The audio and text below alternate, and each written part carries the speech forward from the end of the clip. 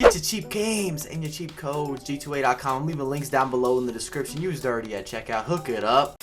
What's happening, my beautiful people? My name is Dirty Mike, and today, my friends, we're going to discuss the FUT Champions live event. I'd like to begin with some positivity because this is the best competitive event we've ever seen in terms of FIFA and esports. So thumbs up to EA. But in this video, I do want to talk about some of the constructive criticism that we can provide as consumers. And I've been discussing, hey, what would you change with other pro players? I just want to know, because without feedback, you're never going to make these improvements. A lot of times you just don't know better.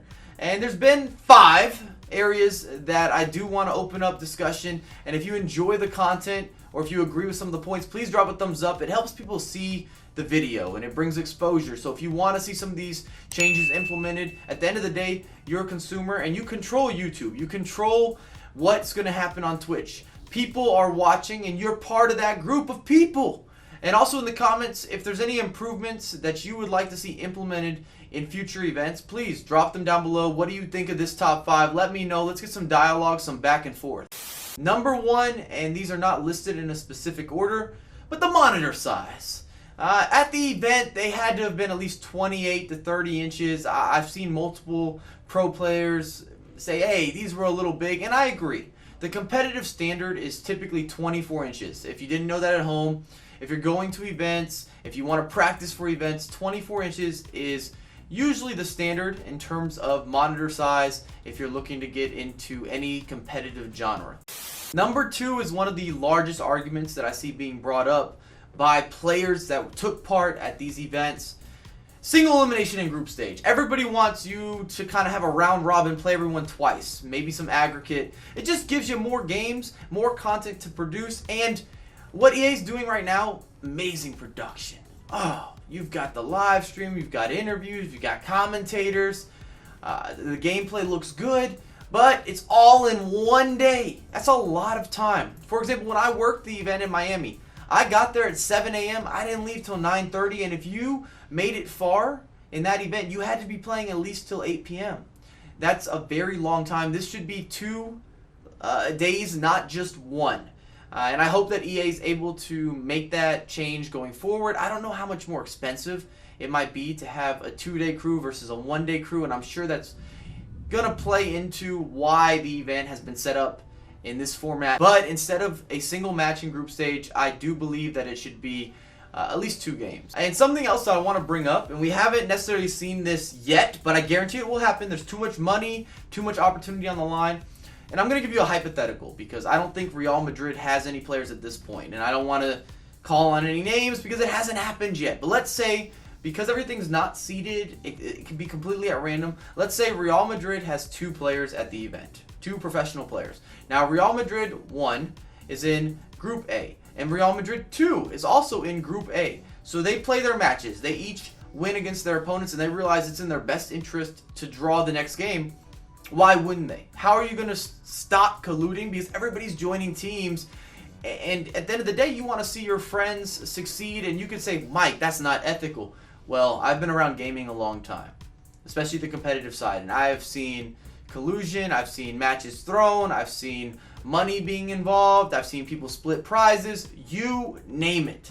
And I'm not going to sit here and act like I'm naive to the competitive scene, and I just want to know, what can EA do to kind of avoid this? Because I can see it happening. It might not have happened yet, but I guarantee that at some point in this tournament, that will be happening, especially when it's only 1 game. And that's another reason that I think having 2 matches makes it a little harder, a little more difficult for people to start to get into that suspect activity. Number 3 is simple. EA is sanctioning FUT Champions. EA is also sanctioning the FIFA Interactive World Cup. How can you run a FIFA Interactive World Cup qualifier during your live regional the same weekend?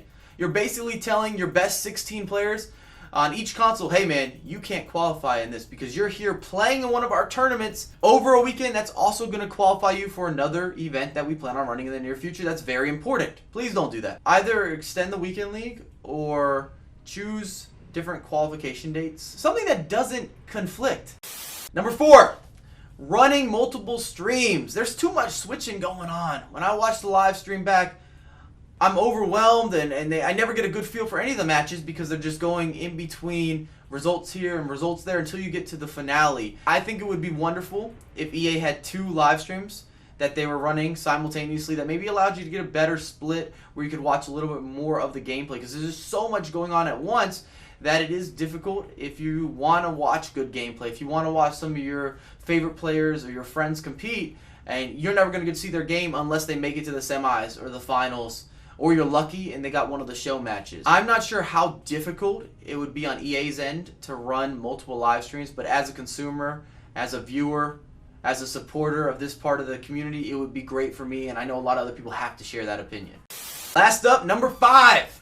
I want to see some content between the players that are at these events. And if you fly them out maybe a day or 2 earlier, you guys can gather a lot of content, which is reinvesting in your players, which is important. You need their social to pop.